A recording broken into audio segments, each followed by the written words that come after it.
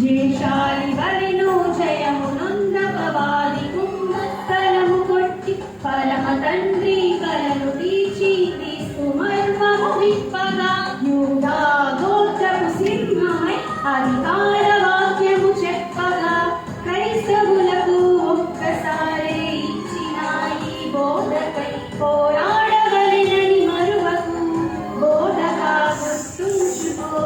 6 దినముల కష్టమే నీ కొరకు దూతల